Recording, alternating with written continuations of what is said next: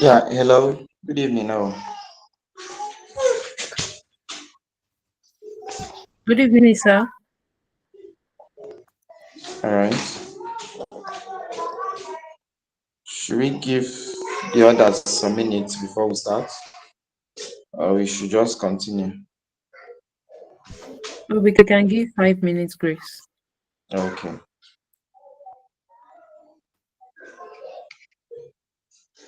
Now, before we start, I hope saw the on the syllabus posted on the group, right?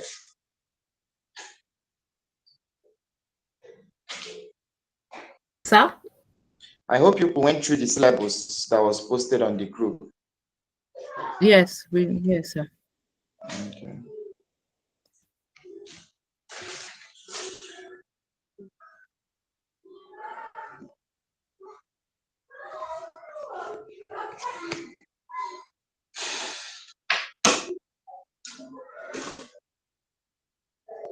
Daddy?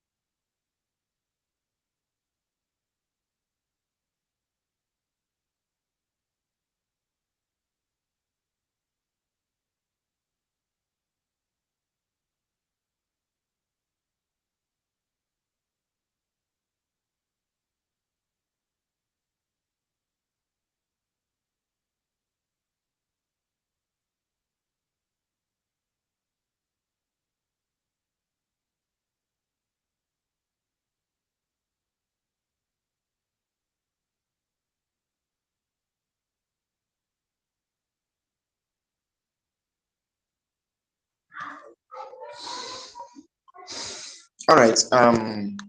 Good evening, all. Good Hello. evening, sir. Good evening, All right. sir. Good evening, sir. All right. If you check the framework or the syllabus that was posted, the first thing there that we have to start with is the conceptual framework and the legal framework. So, and if you went through the what I asked you to go through, I believe that you must have read a little about the conceptual framework, because I can remember the last class I said that we should try and go through the IAS, the standards, because if you check the standard, that's the first thing that you see, the conceptual framework. So, if I may ask, what do we mean by conceptual framework?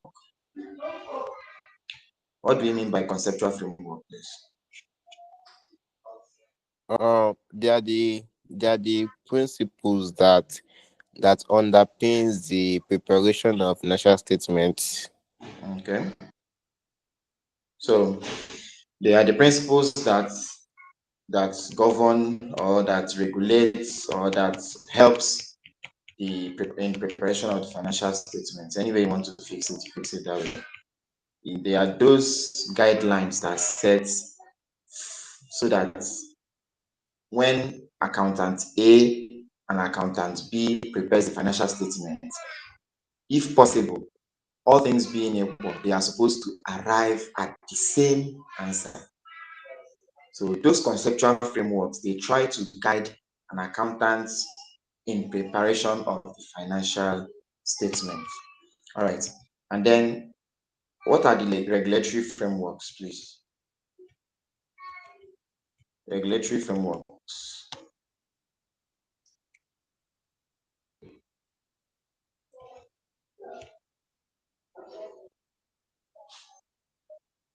Are we together?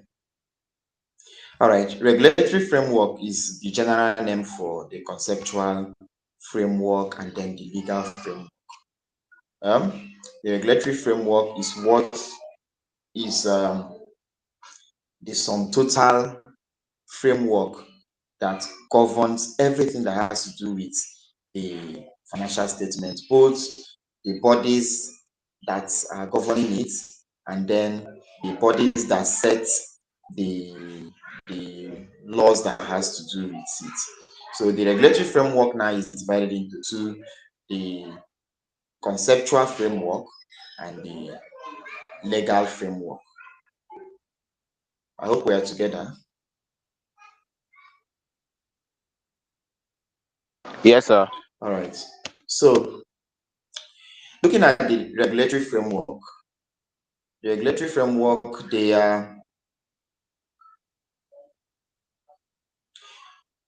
is a need for regulating of financial reporting because of the following. These are the reasons why. The following reasons are the reasons why we have regulatory framework: to give external users assurance on the information that is being provided. So those regulatory framework, they act as what? As a guarantee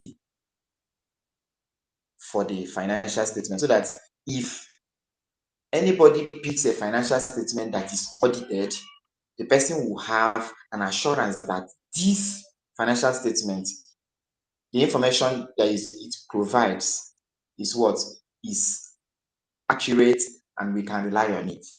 So the regulatory framework gives assurance that the information that is provided by the financial statement is reliable. The second one is that it helps to adopt similar accounting treatments, similar items for comparison purpose. You see that, I don't know how many of you that have, the last class I asked the question if we have seen a financial statement before, and you said yes. So I want you, maybe after this class, try and get financial statements of two banks and compare, because they are the ones that their financial statements are published very well in Nigeria. And the major problem we have in Nigeria is problem of information. the information is not readily available, but I believe the banking system have made such information available. So get their different banks and look at their financial statements. You always see the similarities in it, the similarities in the treatment, similarities in the items, and the similarities in some of the elements of the accounts of the financial statements.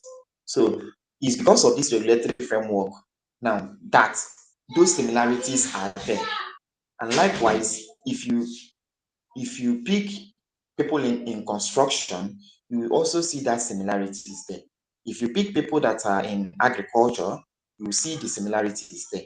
So this regulatory framework helps to make the treatments of accounts or financial statements of a particular industry to look alike. Even it goes beyond the industry, because the framework helps to outline things that belong to each statement that has to do with financial statements. So you can't go outside the elements of those statements. Maybe when we are talking about the elements of a statement, now you'll be able to understand what we are talking about if you don't understand. So the regulatory framework have already given us a guideline, the laid down procedure for us to be able to prepare a financial statement. So when we follow those procedures, you see that the outcome of the financial statement remains similar. It's similar. So the third reason why the need or the benefits of the regulatory framework says to avoid misleading the users of financial statements. So the standards on its own have set ways that we can be able to treat items or treat transactions. So when we use the regulatory framework and treat those transactions the way that are being stipulated by the standards, the International Financial Standard or Financial Reporting Standard, when we use the provisions of this standard to treat those transactions, you see that in as much as we adopt the right standard for it, the information or the result of those financial treatments or financial transactions can never be misleading. For example, issues that has to do with depreciation. When you adopt the right method of depreciation for a particular asset, and you adopt the particular percentage or the best percentage you feel based on the management decision and the discretion of the financial advisors, when you adopt all those things, you see that the things that has to do with non property, plant, and equipment now will present the true value of what the institution or the organization has as its what as its property, plant, and equipment.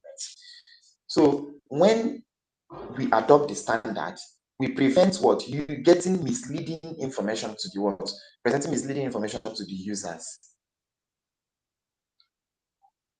So these three are the main reason why we need to regulate the financial statement. I hope we are together.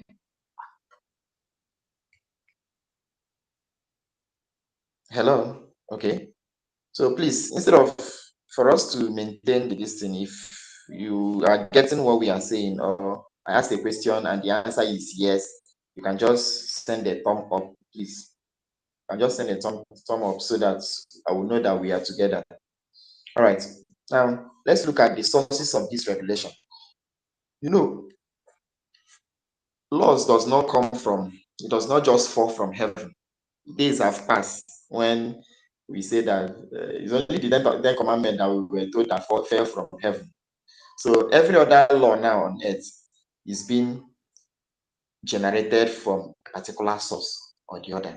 So they are usually source from which every law is coined from or gotten from. So now the sources of the regulatory framework are basically three. We have the accounting standards. in which we have the international financial reporting standard, and then the international accounting standard. Now we have company laws, which is coined down to a particular country. And for Nigeria, the company law that we are to look at is the CAMA. The CAMA is one of the sources of the regulation that we are using in Nigeria. The financial reporting standards too of Nigeria have to do with in all this as a part of source of the regulation. And the third one is the list, the information, or would I say the regulation that is being released by the Nigerian Stock Exchange. Nigerian Stock Exchange. They are the ones that are in control of every company in Nigeria. If we can remember the last class, I told you that this particular topic concentrates mainly on companies. So any idea that you have about sole proprietorship or partnership or limited, please just put it aside. Even though I know that some part of limited liability company can also adopt things that we are saying here, but the main concern or concentration are companies that are required by law to publish their financial statements, and the people that require this are the Nigerian Stock Exchange. It's one of the rules that governs every public limited company.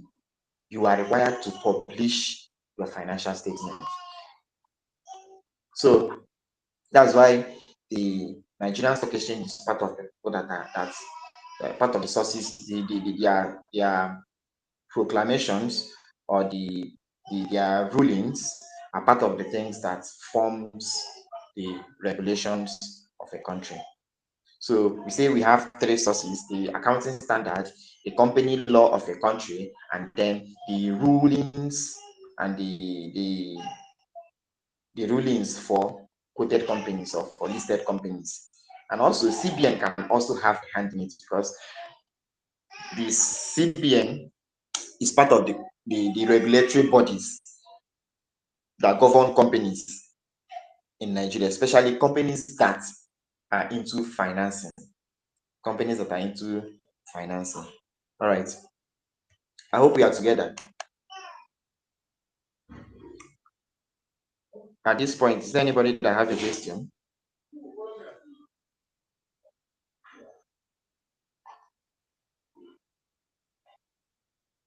All right, let's continue.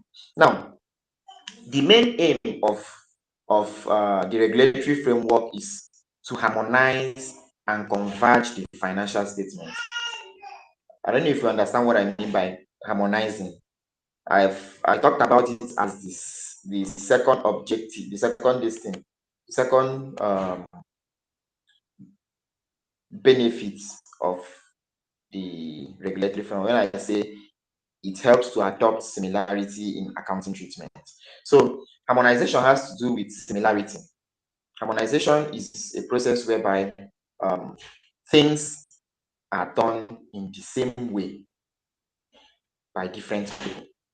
Now, the example I gave that time, I said when an accountant A or accountant B prepares a financial statement, that if you check those two financial statements, they should present, even if they are from the same company, they should present similar results, similar outcome.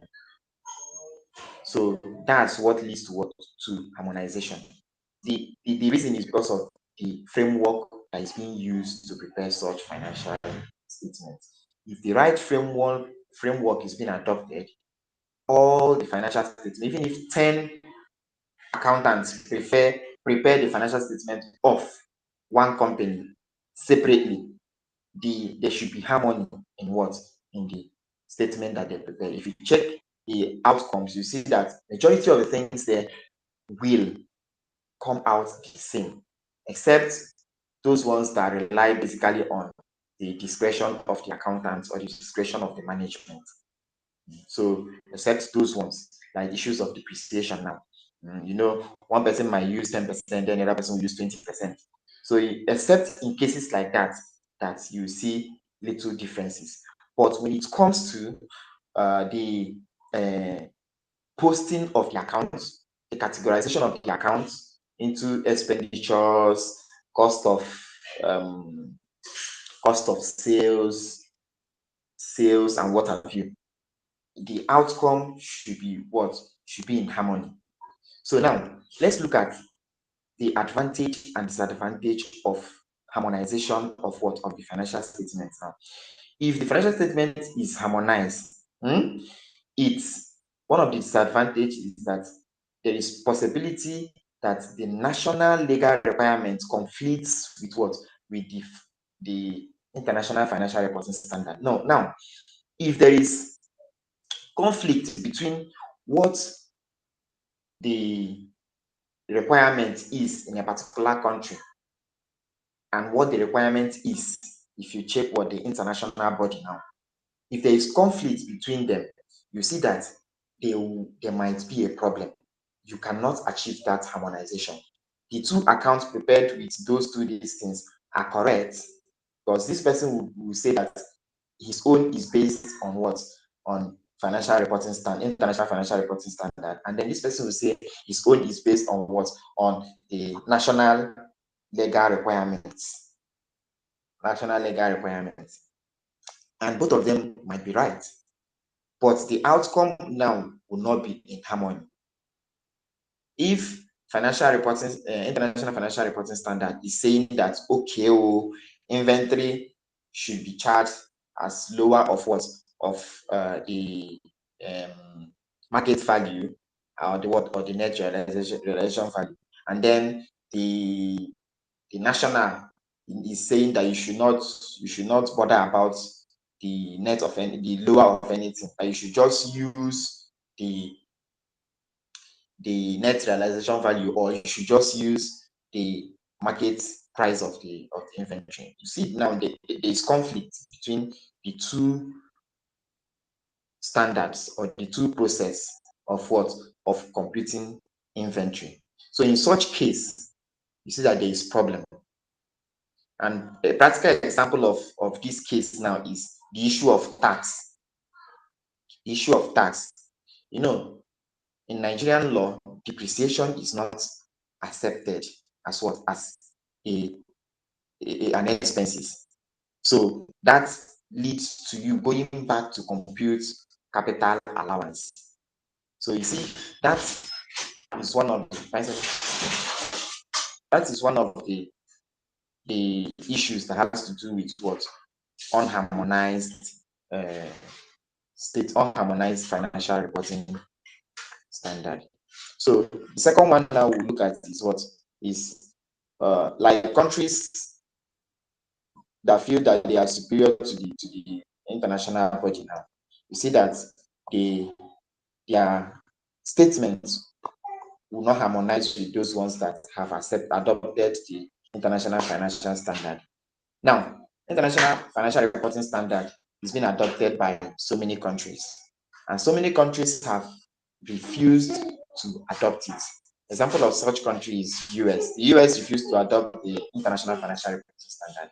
They are still using their GAAP. So in such cases, if you see an account that is being prepared in US and compare it with an account that is being prepared in UK or Nigeria, you see that the harmonization is not there. So had it been that all the countries have adopted the international financial reporting standard, you see that if you check accounts from any country at all, the similarity will be there. Similarity will be there. So this is one of the disadvantage, because some countries might not adopt the international financial reporting standard. All right. The last but not the least is cultural differences. Cultural differences. In some countries, there are items of the financial statement that are flexible in nature, and there are some that are rigid in terms of the ones that are acceptable, the expenditures that are wholly acceptable, and those that are what? That are not acceptable. So in cases like that, you see that it goes back to what we explained in the first one. The national legal requirements now will come to play in such cases. So if maybe things like money laundering is not a problem in a particular country and is a problem in another country, you see that there is a discrepancy. The financial statement that is being prepared might not harmonize, because I believe in Nigeria, money laundering is frowned upon. So cases like that, if a company is engaged in that, those income are not recognized as the income of the company. So cases like that, you see that account prepared in a particular country might not harmonize with the one prepared in another country. So cultural differences is also a disadvantage to what? To the harmonization of financial statements. All right.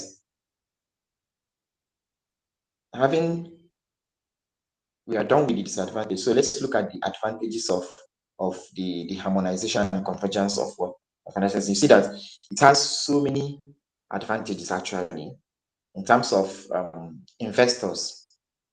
Now,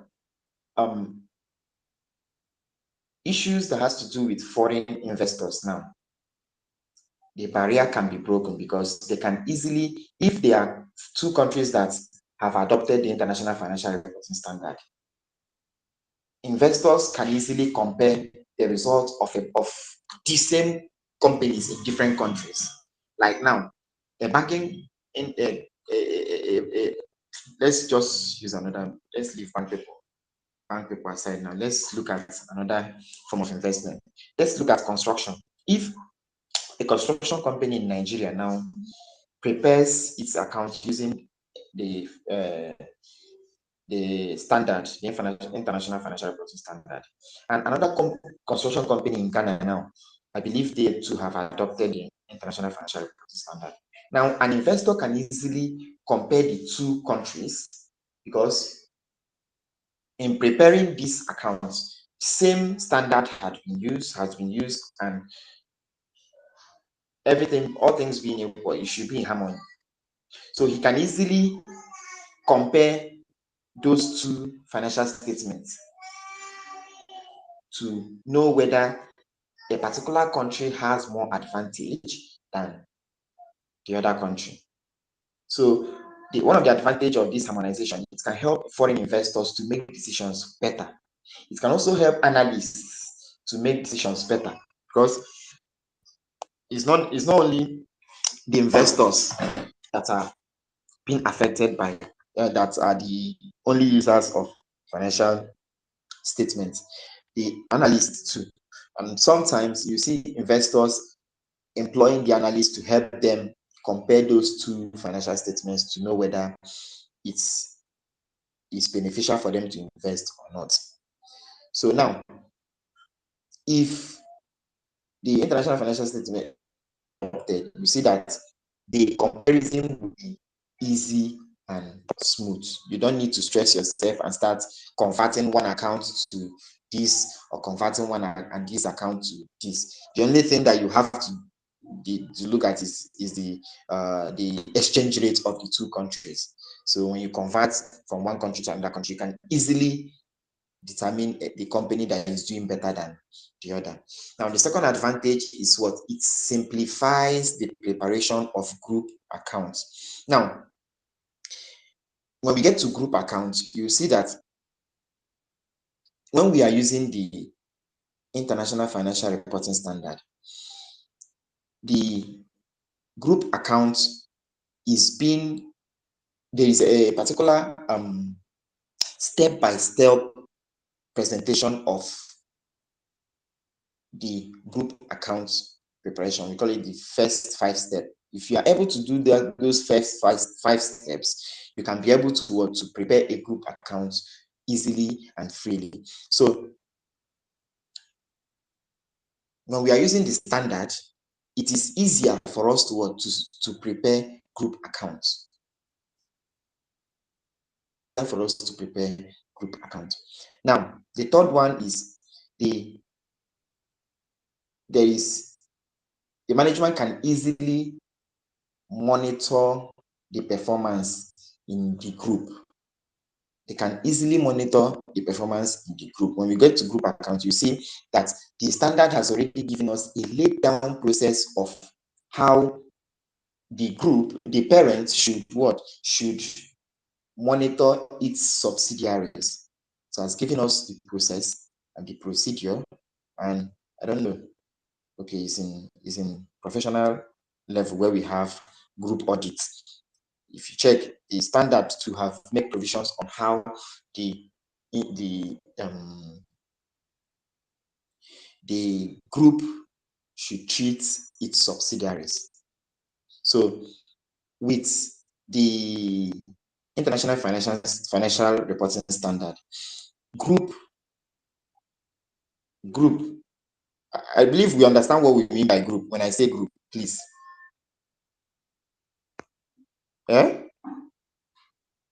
Hello?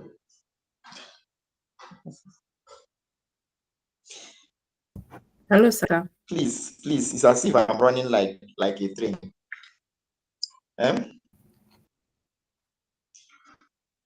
No, you are not, sir. Please, let's flow together. I just want us to finish this area so that we can go to I want us to achieve a lot of things today. I want us to achieve a lot of things today because we still have a long way to go if we are going to follow this syllabus. We have a long way to go, so that I want us to make sure that we achieve everything that we are going to achieve. And at least from now till 8, I will see where we are at when it comes to this conceptual framework, so that we'll know whether we'll read the remaining and go to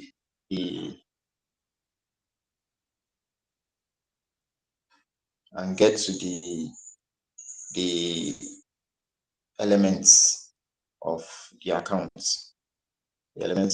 because I want us to understand everything that has to do with financial statements, so that we'll be able to, when we are preparing the account, to be able to follow, even when we are not here. Just by seeing the solution, you can be able to follow easily. So, all right, sir. Thank you, sir. All right. So, like I was saying,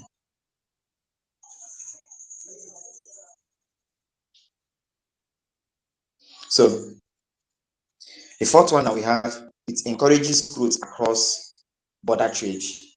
There is no longer that accounting difference barrier. So since if two countries are adopting the international financial reporting standard, they can easily transact business with each other. You understand? There is no need for too much cultural differences. Let me use cultural differences. There is no need for that. Now, companies can access international financing. Now, one of the, I don't know if, I believe some of us here might be working with NGOs. There is this thing that all these financial bodies now do. If an NGO does not adopt the International Financial Reporting Standard, they believe that they are kind of backward and their finances might not easily come. Because I've seen institutions that we are affected just because they are not following the standard of what the International Financial Reporting Standard. They were dropped in terms of finances. So this harmonization now helps for international finance. They can easily compare what you prepare for them with what them themselves have as a standard. Okay, in this particular transaction, this is the standard that you're supposed to use, they can easily understand what you are using, because some of them they have experts that are specialized in these standards. So when they look at it, they can easily understand the reason why this particular transaction was recorded like this, and the reason why this element of account was presented like this, and what have you. So when they easily understand it, they can easily interpret it. I don't know if you understand, because the major issue with financial statement is the interpretation. If someone cannot be able to interpret it, everything that is there does not make sense to the person. That is just it. So the use of this international financial reporting helps what for a better interpretation. And when they interpret it well, you see the international financing comes. Now the sixth one now, and the last one now says harmonization leads to the reduction of cost of capital. Now we hear cost of capital, cost of capital, cost of capital.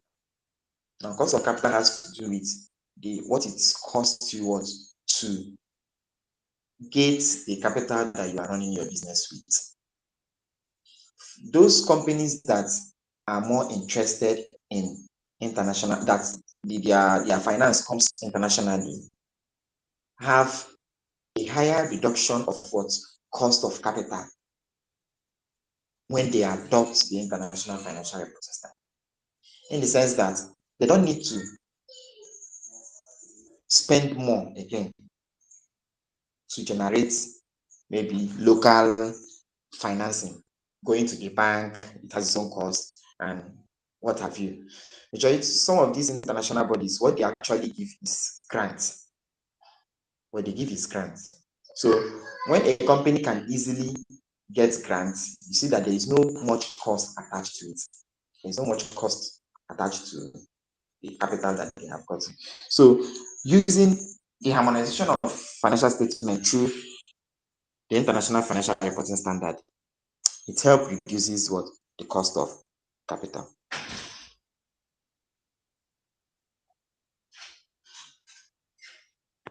All right, someone asked the question now. If you have a question, just raise your hand so that I can allow you to ask the question, so that we'll continue, please.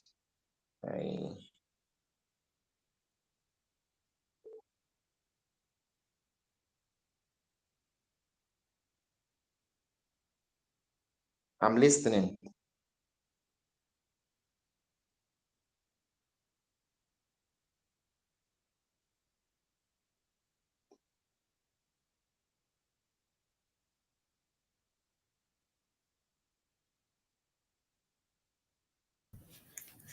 Hello, sir.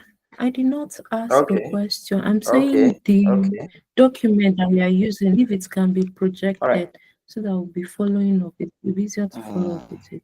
Don't worry. What I will do is I will make a copy of it available, so that when we are treating these areas that has to do with notes, we can easily read through and then come and discuss about it. I hope that one is better. All right. All right, sir. Thank you, sir. So now let's forge ahead. Now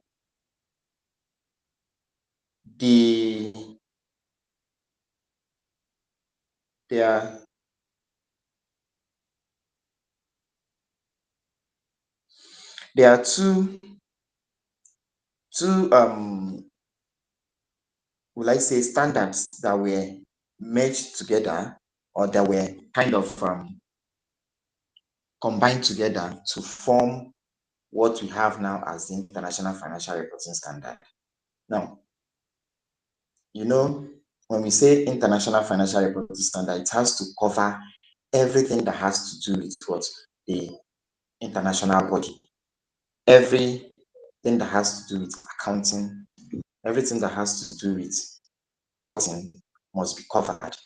So we have the US GAAP If you can remember the other time, I said that they refused to adopt international financial reporting standard because they feel that theirs has superiority over the international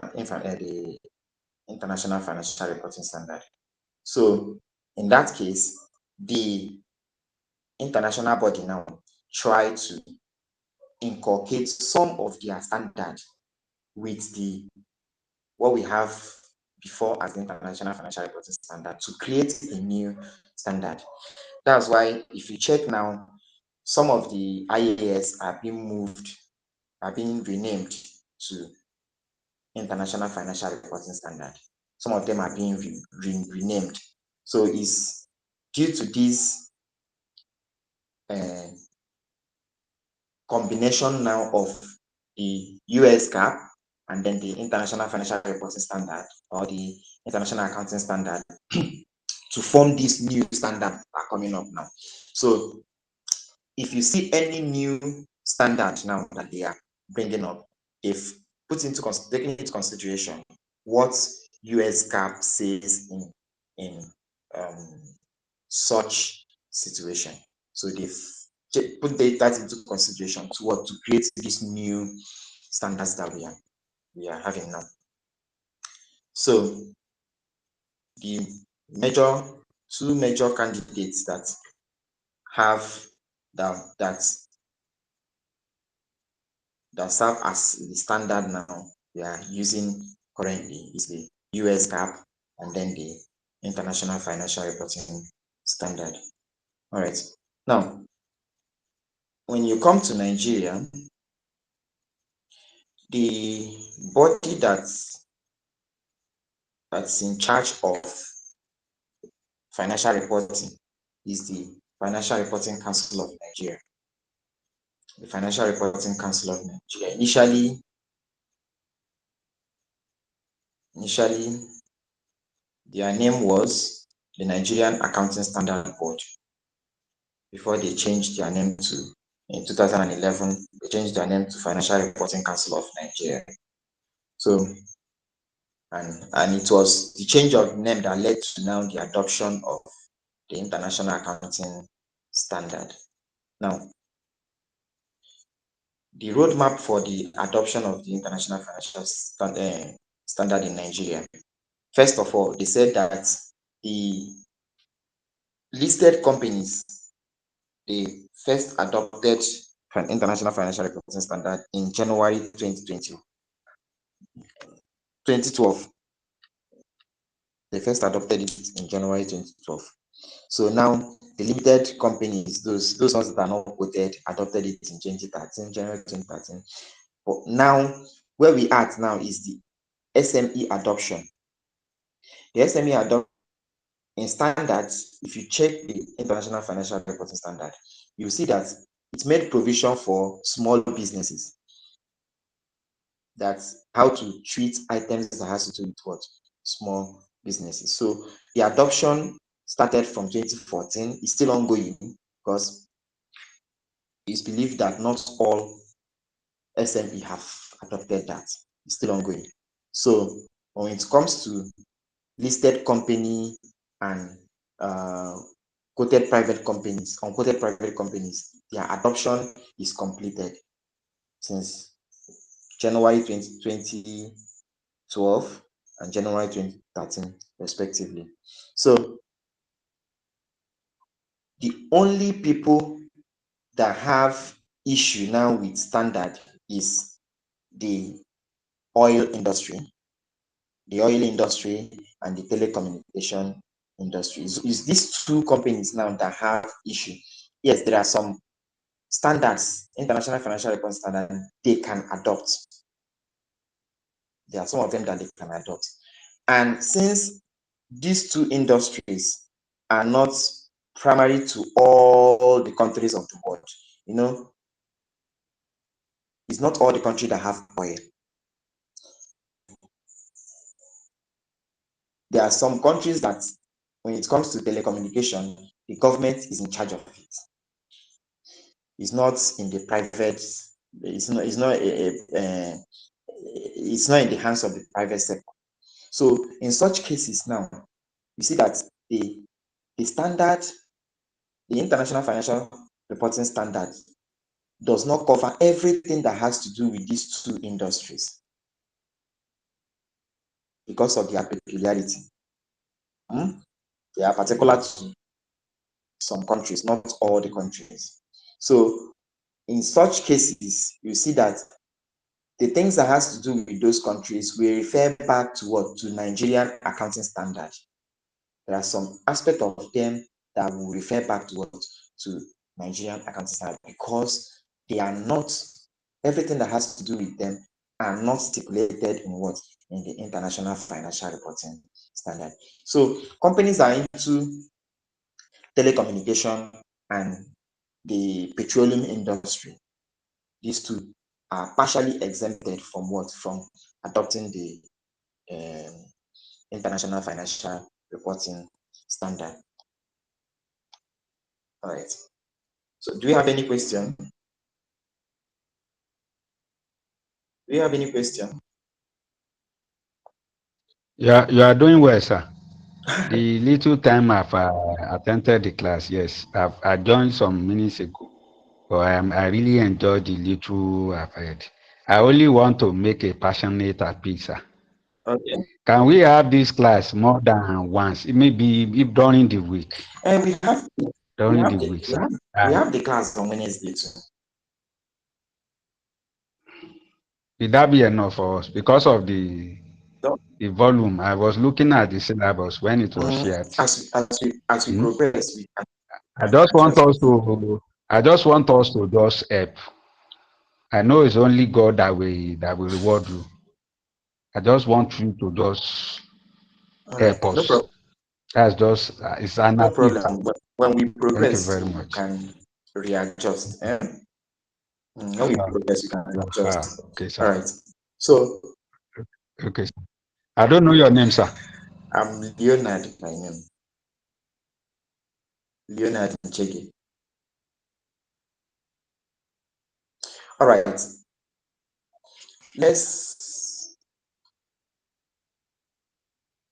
We've been looking at the regulatory framework. Now let's look at the concepts, the accounting and reporting concepts. Now, those of you that attended our last class, I said that I gave us an assignment to go through the standard that we should look for, even if it's summary of the standard, and go through it and check the IS1. So how many of us did that? If you did it, just leave a message that you did, please. Just leave a message that you did it, so that we'll be able to see it and then know how many people are actually with us here. I'm at the message now, trying to see how many people that are with us.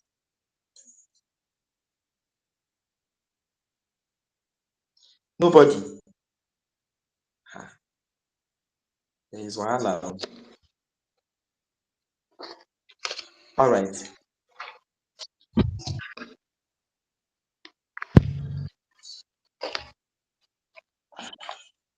The introductory class now. This is actually the second class, actually. This is second class, the introductory class that we had on Wednesday. I know I made mention of us trying to let's go through the standard. So I'm still putting it across to You asked try. us to go through the standard. Is it the published financial statement or something? No, not to publish financial statements. We have the International Financial Reporting Standard, and some of these consulting firms have tried to summarize it in a bit so that you can read through the summary and understand. So try, if you can't get the whole volume, try and get the summary and read through. That's what I said in the last class. So now let's look at the accounting and reporting concepts. First of all, we have to look at the objective. What is the objective that we stand to gain when it comes to financial statement? Anybody?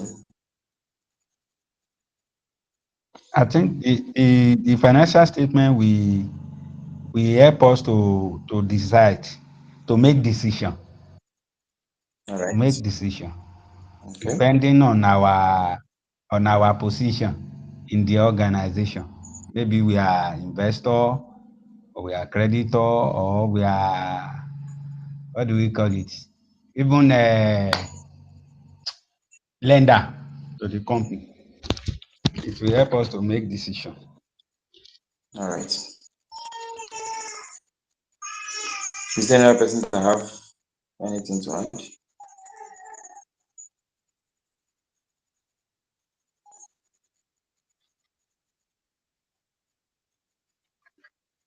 All right. Now, the preparation of financial statements, apart from it being something that is required by law, another of the objective is to show stewardship. You know, the shareholders have started up the business. The management runs the business. So it is financial statement is one of the ways that the management show their stewardship. Eh? Are we together? It's one of the ways that the management show their stewardship to the shareholders. That okay, oh, yes, so you people start this business, so this is how the business has been going. So that's one of the objectives, to show stewardship, that yes, so what you people handed over to our hand, we are doing it the way it's supposed to be. And the financial statement too can be used to give information to the users. To give information to the users. It's one of the objectives. To show stewardship, then to give information to the users. And the users, one of the users is usually what? The investors. So for you to be able to provide information to the investors, the financial statement what is needed. Now, let's look at the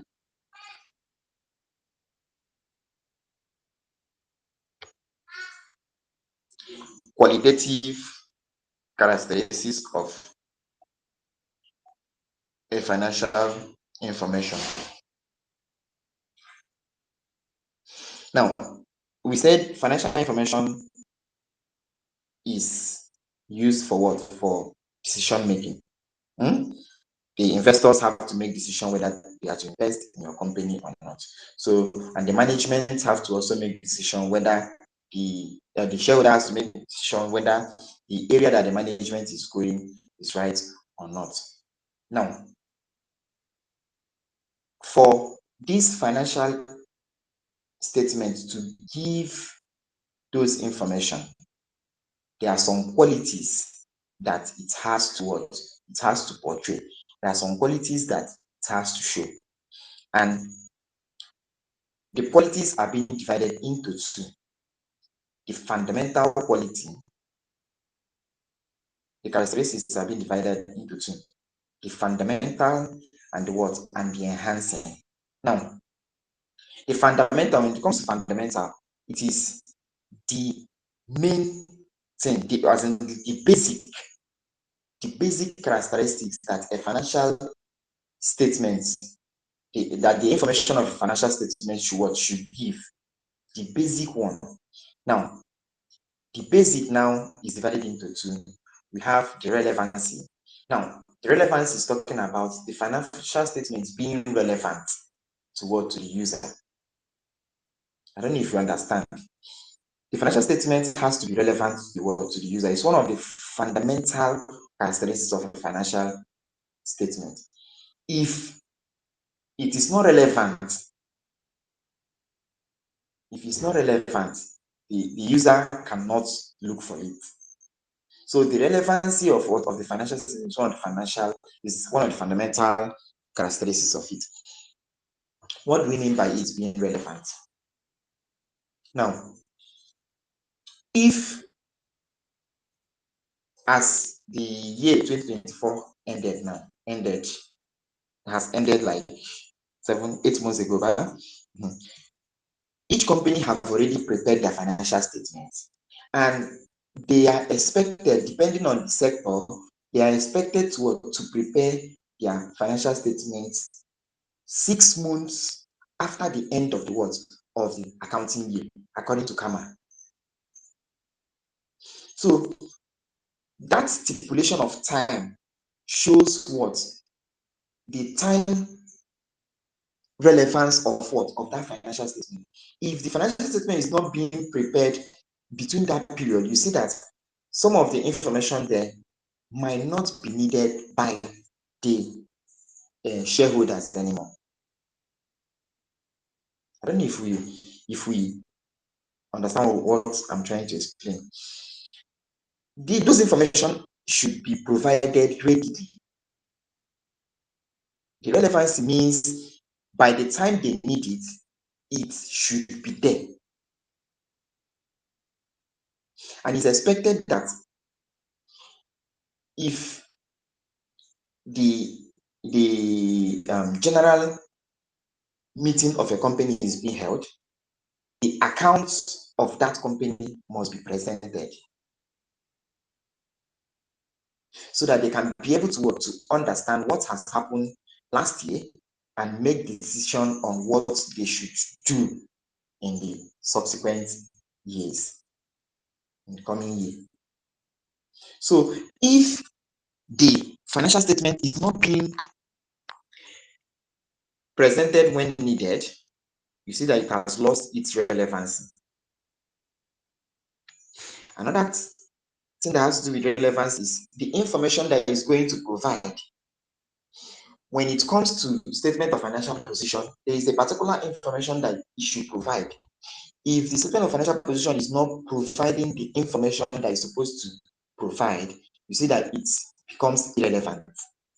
Likewise, the income statement, statement of changes in equity, and the cash flow statement. If all these statements that make up the financial statement are not presenting the information that they are supposed to present, you see that they've lost their relevance. So relevancy is what is the fundamental characteristics of what of the financial information that is being presented by the financial statement. So if we are talking about statement of financial position, that's information that is supposed to provide us. It should what provide that. Don't worry, when we go to the elements, you will be able to understand the information that each of these statements is supposed to provide. So the second fundamental characteristic is the faithful presentation. Now, it's expected that when preparing the financial statement, it should represent the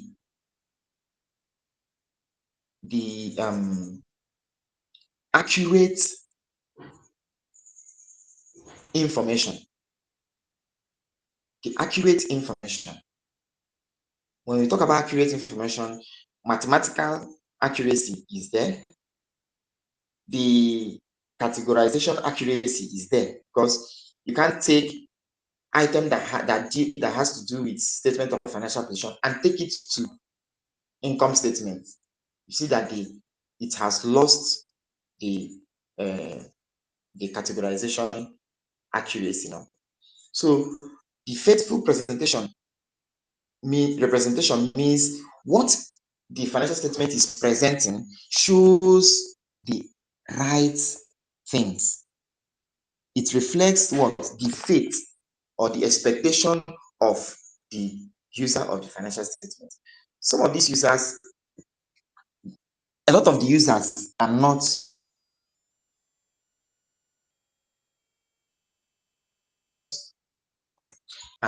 illiterate. they are actually the things that has to do with financial statements or the financial statement. So they already have a mindset when they pick a financial statement. So when the financial statement is not present the right information that is supposed to present, you see that the faithful representation characteristics now is not being fulfilled. Because it's supposed to be when you represent an asset, it is the true value of the asset. When you represent income, it is the true value of the income. When you represent anything that you present, it's supposed to show the true value of that element or that item in order for you to fulfill the faithful representation of what? Of the financial information or the financial statement. So these two characteristics is what? Is the fundamental characteristics of what? Of the financial information. It has to be relevant, and relevance means the information there must be relevant to the user, not you telling him things that are off the scope that he does not need to know. Now, faithful representation means that when you present the financial statement, each of the statements must present the actual information that it's supposed to present. When it comes to statement of financial position, it gives you what? The position of the company. When it comes to income, statement of income, it gives you the profitability performance of the company. When you come to statement changes in equity, it gives you what? The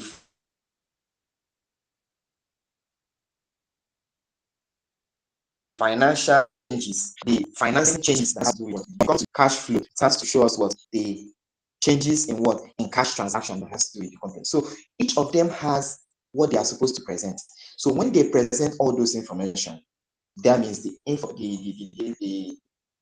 fundamental characteristics or the fundamental qualities are being what? Are being fulfilled. All right, let's move to the enhancing qualities. From the name, you were supposed to know what it's talking about. Enhancing. When you talk about enhancing, it's talking about the characteristics that help the fundamental characteristics to present the proper information or the useful information to the users. It enhances the presentation. Now, one of the characteristics that enhances the presentation of financial statement is the comparability. Now, whether you are comparing it with another country, another company, or you are comparing it with the previous year, the financial statement should be able to show the element of comparability. Means when you pick the financial statement of this year and pick the financial statement of last year, you can be able to compare the performance of the company. See, okay, in 2023, we made profit of 5 million. 2022, we made profit in 2024, we made profit of this. So you can be able to compare those information to give a proper or a useful information to the users of the financial statement. Now, the second characteristic is verifiability. The information that are there in the financial statements can easily be verified. When you talk about the statement of financial position, or when you talk about the property, plant, and equipment, the user can easily ask of information that has to do with the property and verify that, okay, yes, the information that you have here is actually correct.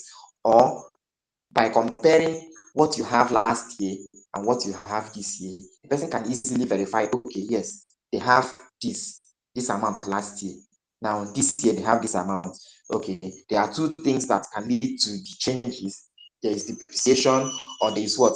Addition of what? Of property, plant, and equipment. So which one can I get the information that has to do? So it can easily be verified when it comes to what verifiability of the what financial statement. You can easily verify the information that you have there. Income is this amount. Can you show me the ledger of the income? You check the ledger, what is the total? So you can easily be what be verified to for a financial statement to what to give the right information. It can easily be what be verified. I would say the verifiability is an enhancing characteristics. Now the third one is what is timeliness. I talked about this timeliness when I was talking about the relevance. Timeliness is what is one of the characteristics of what financial statement, the enhancing characteristics of financial statement information. Now, like I said, the Company and Allied Matters Act said that every company must prepare its financial statements on or before 6 months after the end of the accounting year. So for companies that the accounting year ends 31st December, by that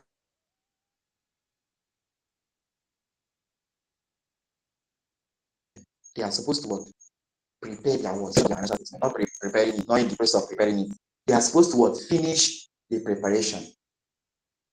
So we can use that as basis of what? Of timeliness, so that the necessary users of this information can be able to what? To access it. Now, apart from what Kama said now, also the CBN statutes or the CBN circular says that every financial institution must prepare their statements, must finish preparation of statements on or before March 31st. They just have 3 months to prepare it. So you see that all these timeliness that are being stated by one statute or one law or one act or the other is the basis for what? For the timeliness of what? Of a financial statement. So when financial statement is being prepared as at the time that is needed, we see that the quality or the characteristics, the enhancing characteristics of timeliness is being what? Is being observed.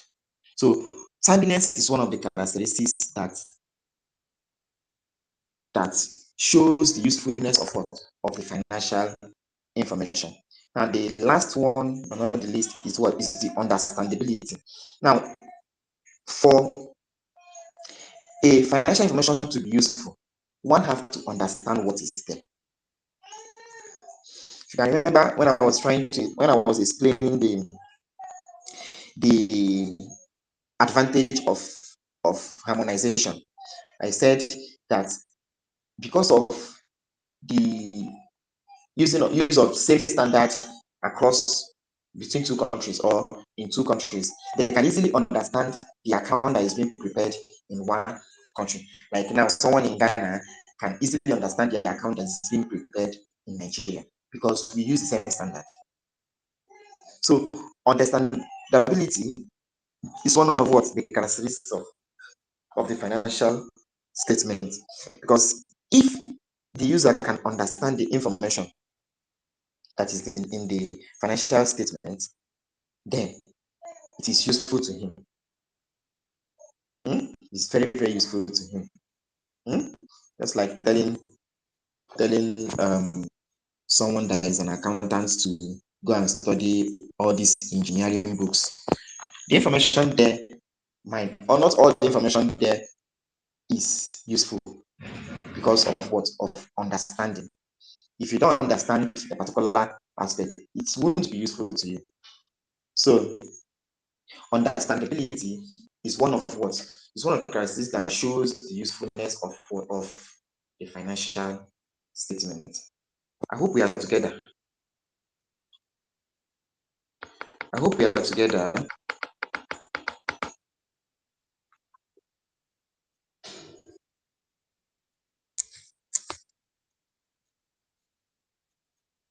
All right. Now, Yeah, doctor. Hello? Or if you have a question, you can ask. So that we can Yeah, continue with what we have. okay. So that we can continue with what we have.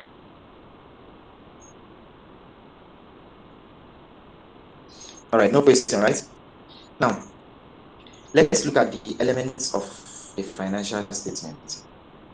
The elements of the financial statement. Before we look at the elements, I want us to understand something. When we talk about financial statements, what are the categories or the statements that make up the financial statements? The parts of financial statements. Let's start with that, because understanding the financial statements.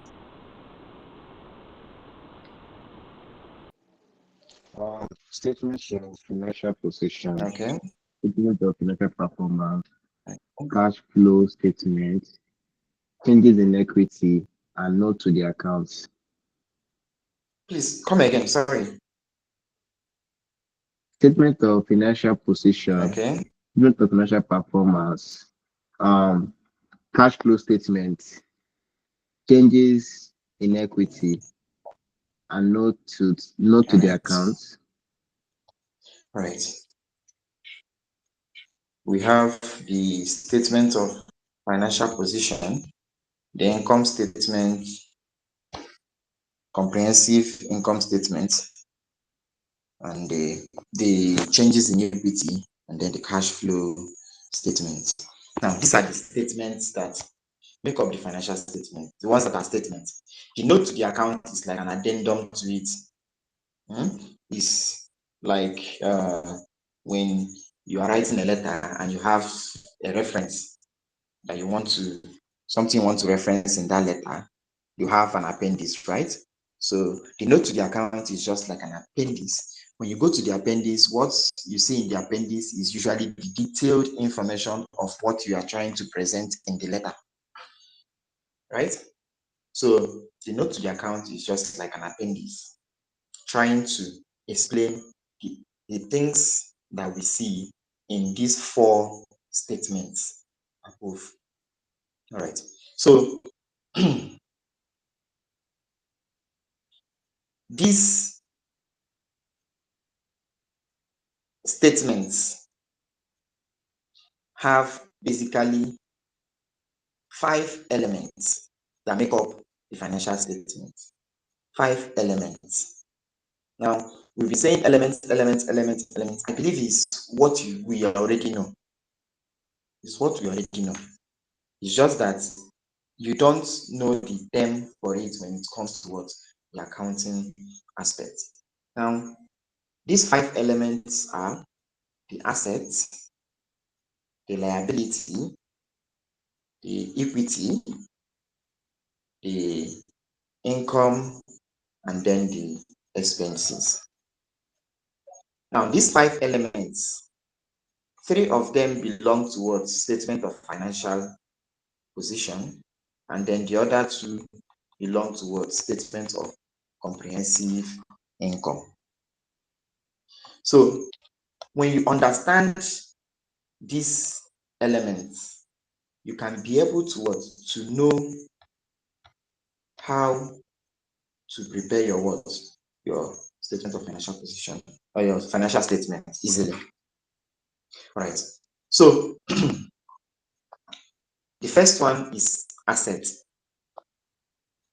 So is there anyone that have anything to? What do you understand by asset? Like I said in our introductory class, this class is going to be interactive class. So please, let's interact. I finished the aspect that I need to give too much to the engine. Now we are in the aspect that we will interact. So what do you understand by assets?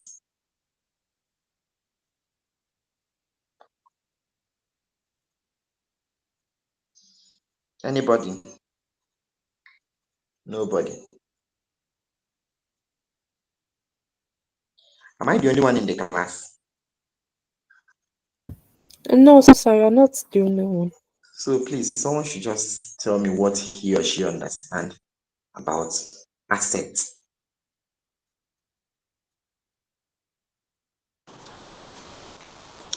Okay, assets are like economic resources, things that are owned by an entity that they can get future economic benefits from. Yeah, like properties, like yeah, raw materials and other things like that. Okay. Is there another person that have another opinion on assets?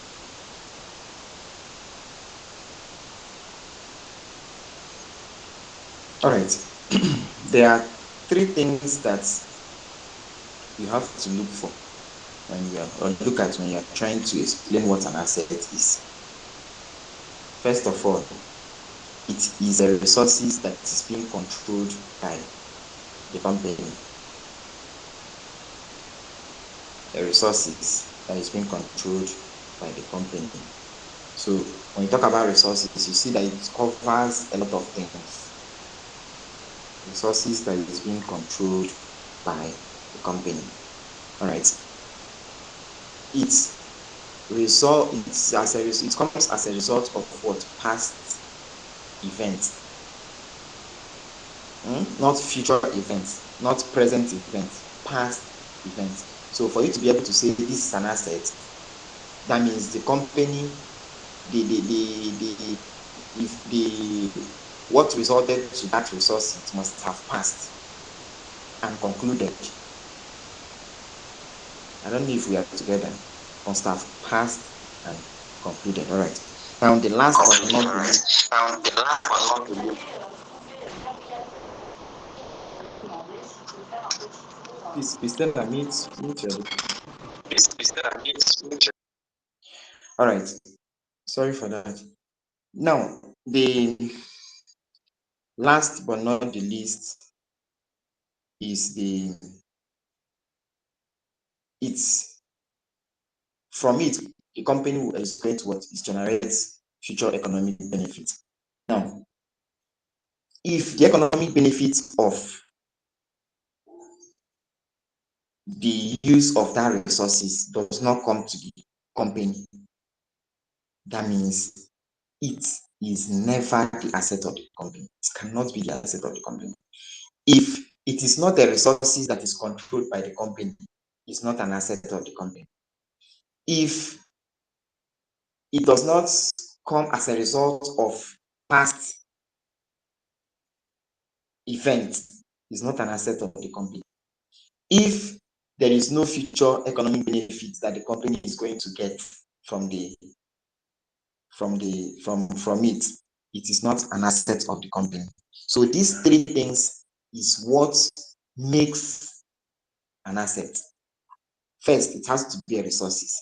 Second, it must come from a past event. Third, it must bring future economic benefit to what? To the company. All right. Now, if we understand these three things, let's look at what we have as assets. What and what is categorized as assets. Now, assets is categorized into two. We have the non-current and the current assets. So I believe all of us know the explanation of this. All of us know the explanation of these current and non-current. Now, if we look at the items that make up the current, let's start with current assets. We will see that a practical example is the inventory of the what? Of the organization. You see that it is the resources of the organization, right? And it came from a past event, means the purchases has passed. The purchase of that inventory or the production of that inventory has already what? Passed, right? And when the organization sell the inventory, they are going to get economic benefits. So you see that it satisfies these three categories. So any item that does not satisfy these three frameworks cannot be categorized as an asset. Likewise, when you talk of plant and equipment, the same thing is applicable to it. When you talk of receivables, the same thing is applicable to it. You might ask, how is receivables a resources? Resources is anything that you can gain from. Anything you can gain from is your resources. Anything that you can use for your gain is a resources. So if you are going to get money from your receivables, it's a resource. So, and it happens as a result of what past event. You've already supplied them goods, they are yet to pay. So it's a past event. The event has already passed, and there is a future benefit that is coming from it. It means they are going to what? Pay you. So each of those element assets that are items that are categorized as what? As an asset must satisfy these three things for you to say that this is an asset. All right. Do we understand that? Do we understand? All right. I think it's only okay.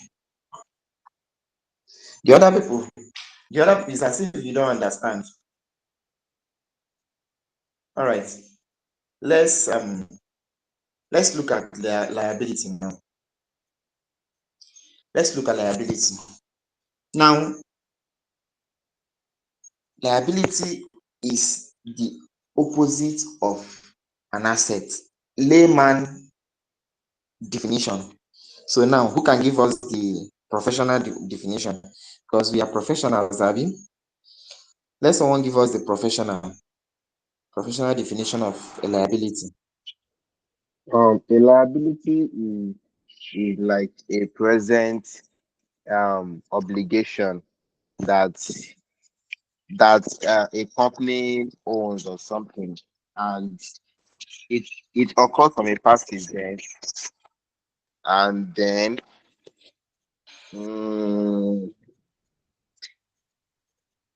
I don't know again. Right, you try.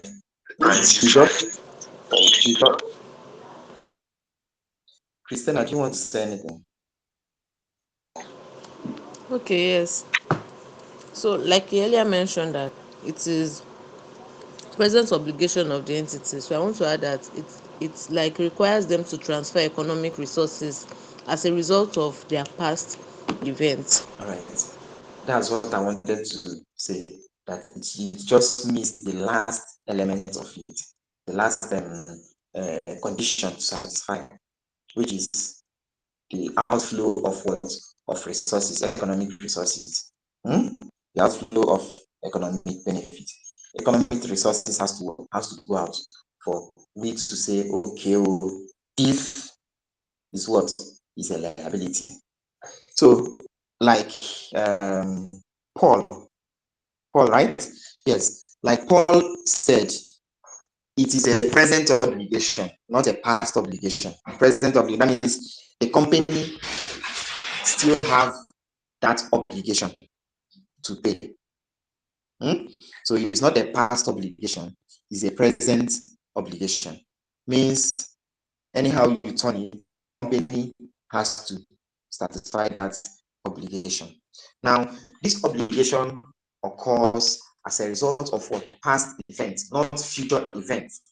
Because we've seen in cases where they ask a question and they give you they make it look a bit confusing, in the sense that they tell you that this is expected to happen maybe next year. So a situation like that, you see that this cannot serve as what? As a liability.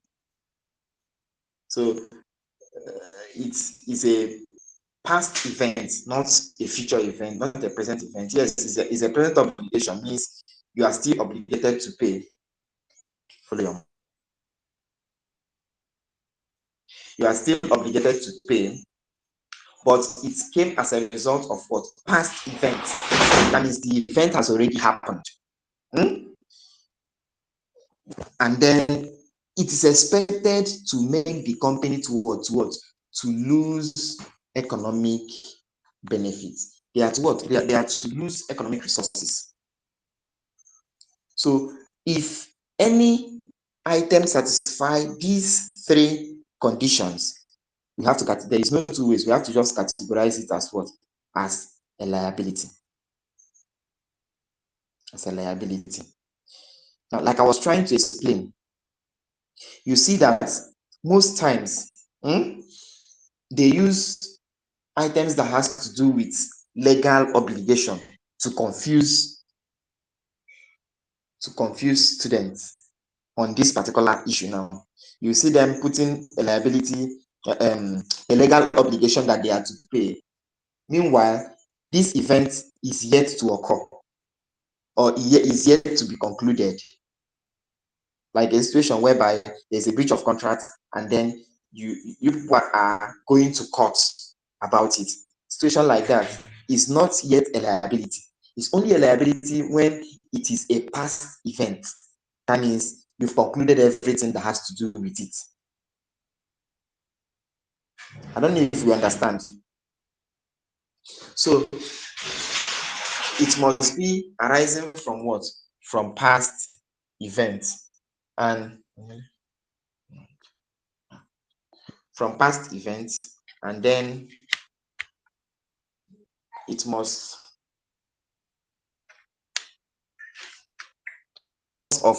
there's a loss of what? Economic resources as a result of it. All right. Now let's look at the third one, which is equity.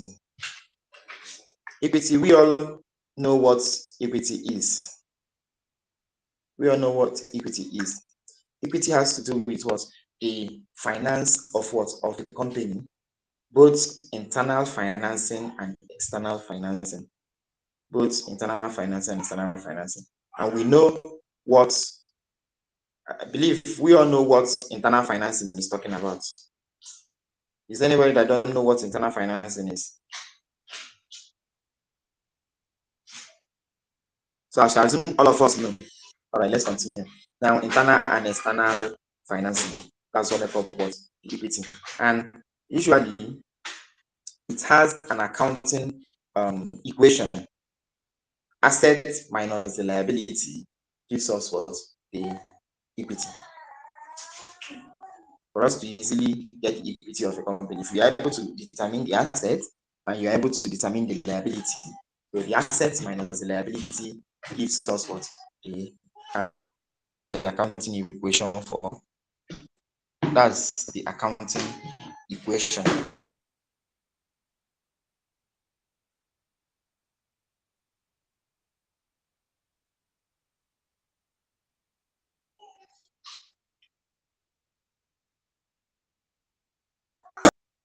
Is there any question at this junction? Do we have any question? No, sir. No, sir. I believe we all understand what we are explaining so far, right? Yes, sir. All right. Can someone give me an example of internal?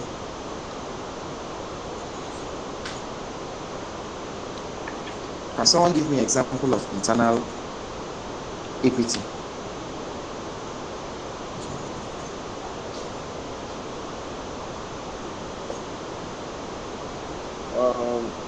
I think when shareholders come together to to contribute their own portion of their assets. Yes. What Like is from shareholders, the owners of the entity. okay? What you just explained is part of external capital. That's why I was asking if anybody. Oh, It's part of external capital. oh, Because in company law, the shareholders are seen as a different entity from what? From the business. Abi? yes, sir. So it's part of the external equity. So internal equity. Aki, I think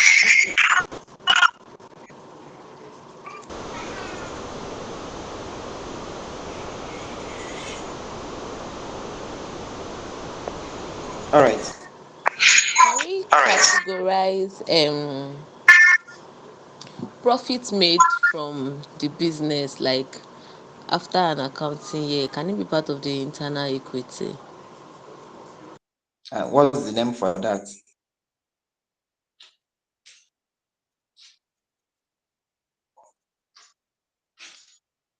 What is the name for it now? Return earning. Yeah, return Okay. earning. So and return earning is part of the reserves, right?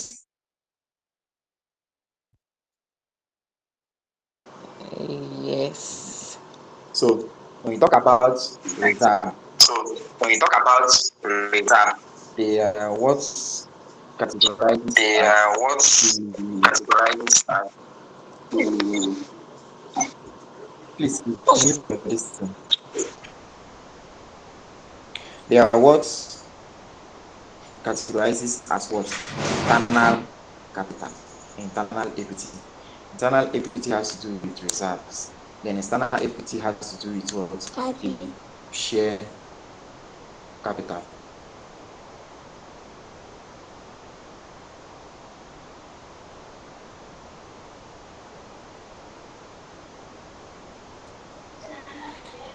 All right. So let's move ahead. Let's continue. The next one is the income. The income. So who can explain for us what an income is?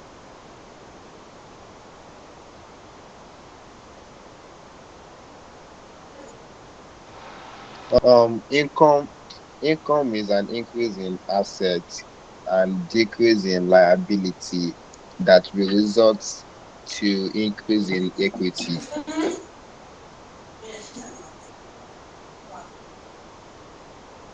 Any other person that have another definition? Okay. Income would include both the revenue derived from the operations of the business and also their gains, their profits that has been made based on the operation of the business. All right. Is there another person that have any other definition? There are people in this class that I know that are supposed to be talking now.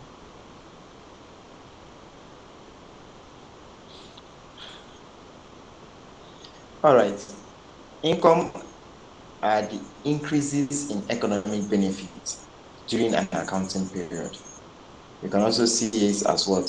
The inflow, the enhancement of an asset, and so on.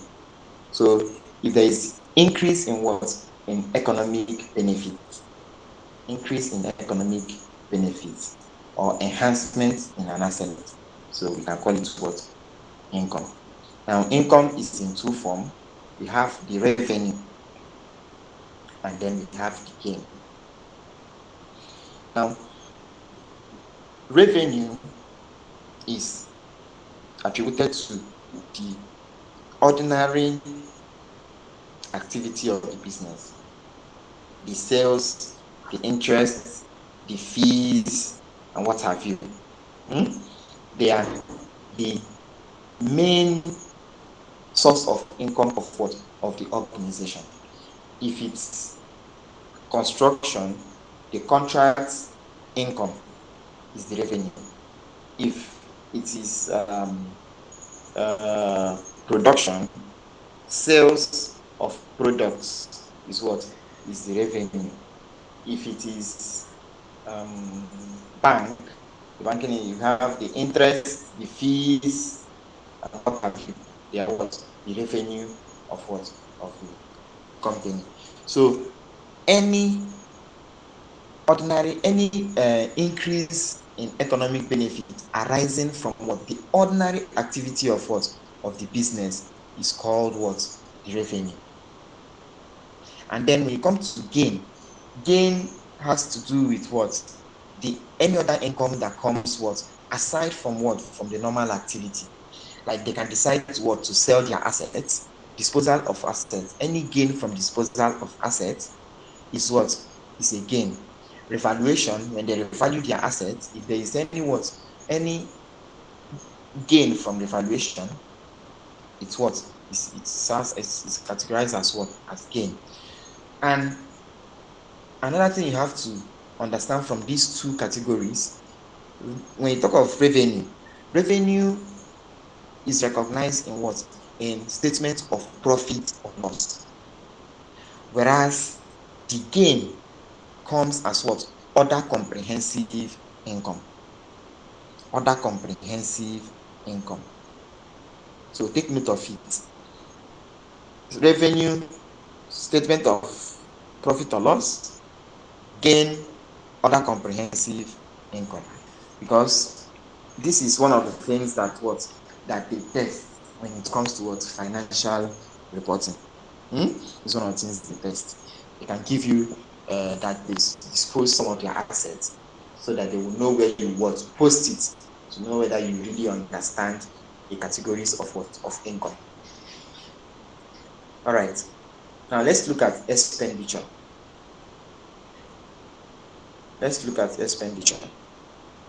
So expenditure, like we say, income is what increase in economic benefit. Expenditure is what decrease in economic benefit. And just like income that is categorized into two, expenses is also categorized into two. We have the expenses itself, and then other losses. Other losses is like the other side of gain is loss. So if you evaluate your asset and there is revaluation loss, it comes as other losses. If you dispose your assets and you have loss on disposal, it comes to other losses.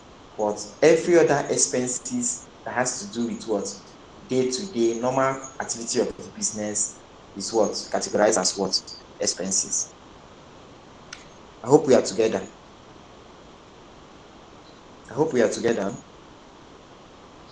All right. So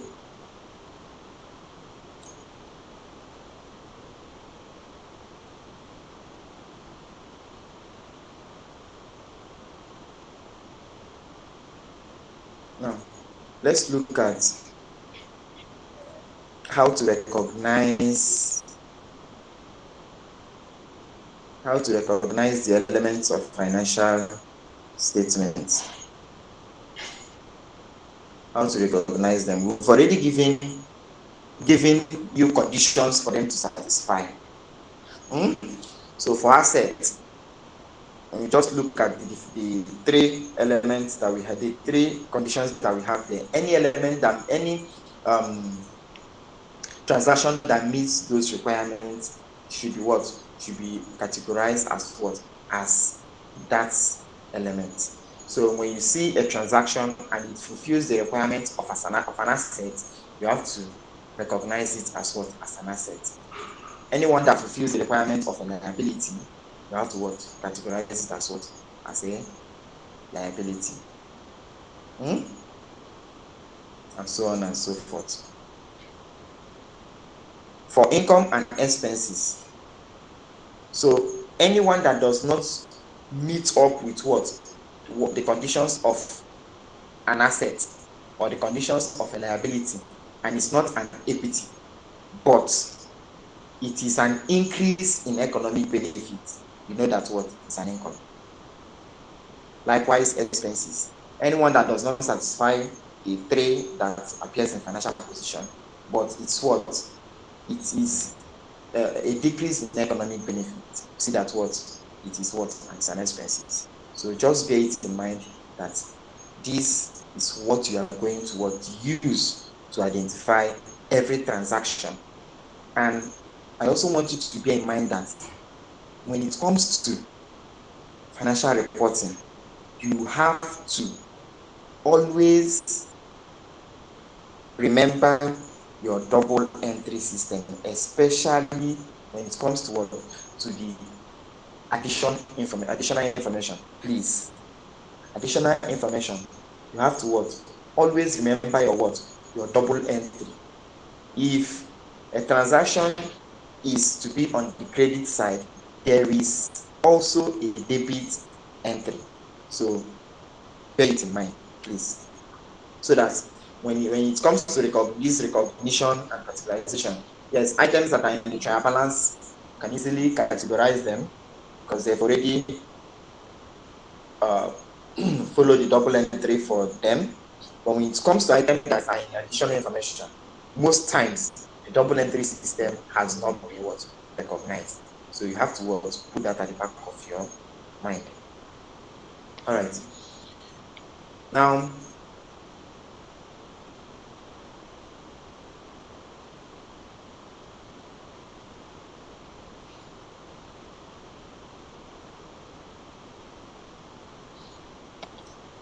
okay, so I see if we'll call it a day here, right?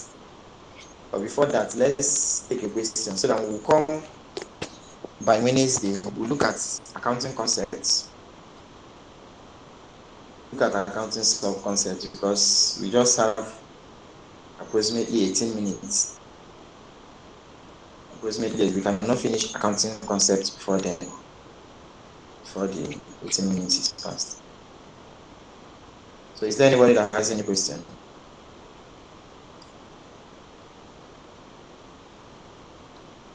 Any question?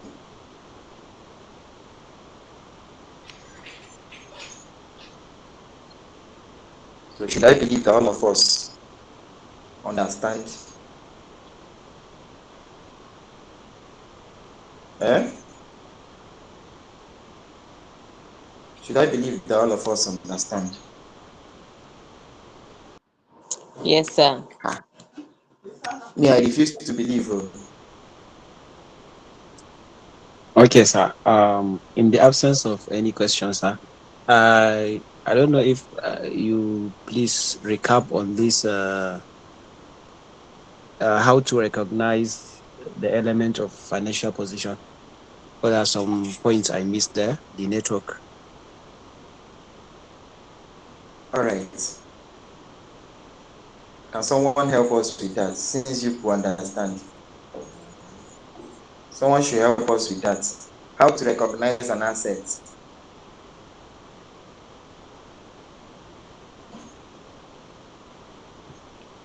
Hmm? Nobody. And you said you What's the question, sir? What's the question, sir? how to recognize the elements of financial statements. That's his question. So I believe we are more than How we are. to Wait, recognize wait, the wait, element? wait, Christy, wait. I believe we are more than 5 here. So we'll take it one. Apart from Matthew that asked the question, every other person should at least pick one and give us how to recognize the elements, how to recognize a transaction that belongs to that element, please.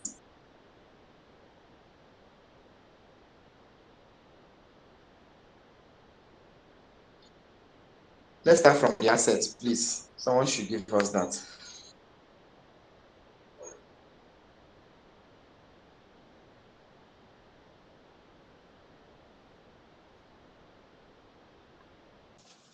Okay, can I talk? Hey, you can talk.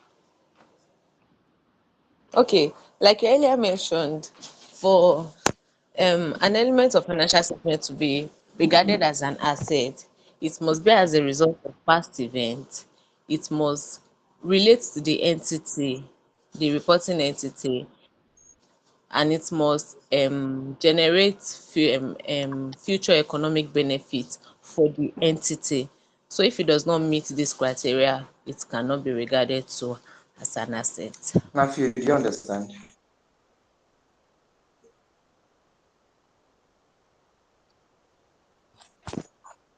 So is it how? No, the question: how do we recognize it as in a financial position?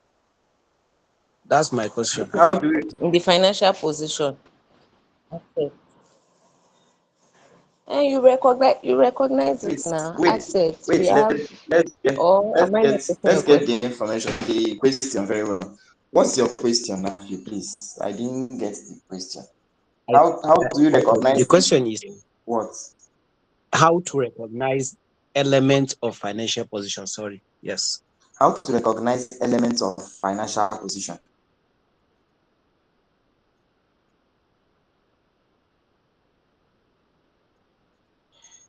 If I can remember, when I was discussing about these elements, I told you that 3 of them belong to statement of financial position.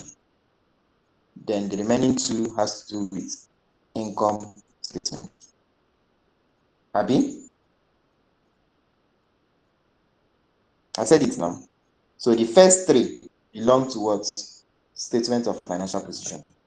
The other 2, the last 2, that's the income and the expenses, are categorized under the statement of income. So there is no other recognition. Does that answer your question? Yes, sir. Mm-hmm. Asset. Okay. That's Asset income and expenses. liability, asset Asset, liability, liability, and equity, statement and of equity. financial position. Okay. Then, Yes, that one. Statement of okay. then Income and expenses. statement of Comprehensive. thank you. Mm-hmm. Okay. So any Yeah. other question?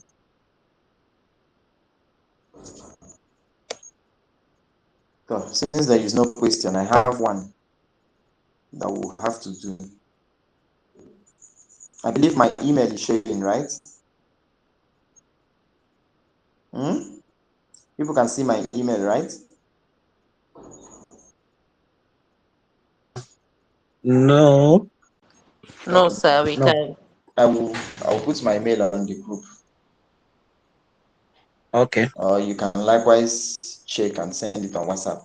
If you can see my WhatsApp number there. And likewise check and see and send it on to my WhatsApp. Now the question is, we are to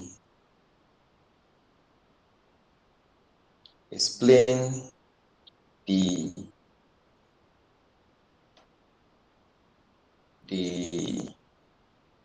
body that is in charge of international financial. Write a brief history on it. Don't go and Google it, or don't go and do ChatGPT for me.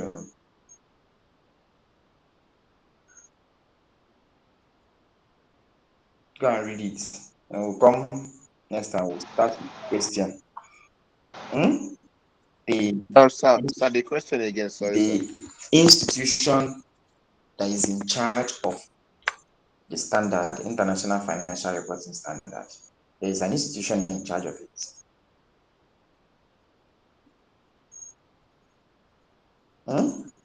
So go and research on the institution. That's one. Research on it. Read through it. When we come next class, I will ask a question that we'll have to study. That's one. Then secondly, I want you to get the financial statement of 2 different companies and point out if there is any difference in the statements. That's income statement, statement of financial position, statement of changes in equity, and then cash flow. These four statements compare, but they must be in the same industry, please.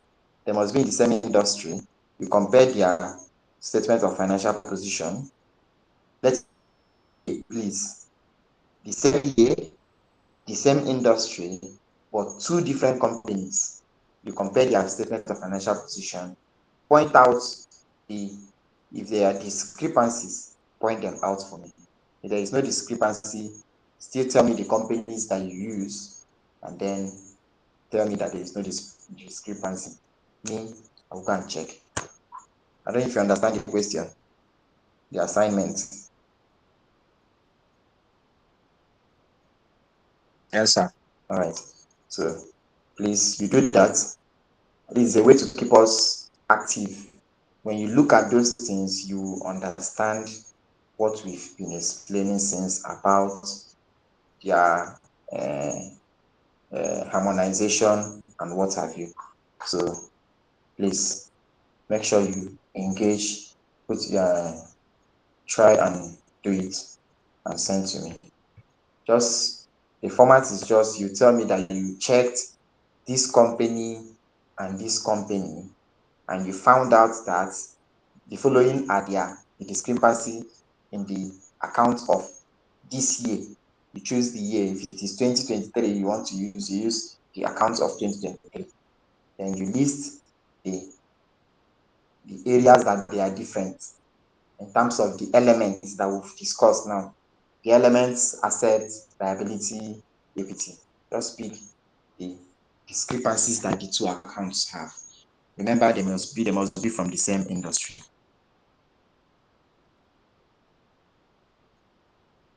All right. I think with that, we've come to the end of the class. Any other thing that you want to talk about, you can send me a chat or send me an email. Thank you and good night. Okay, All sir. right, thank Good you, night. Thank you. Doctor.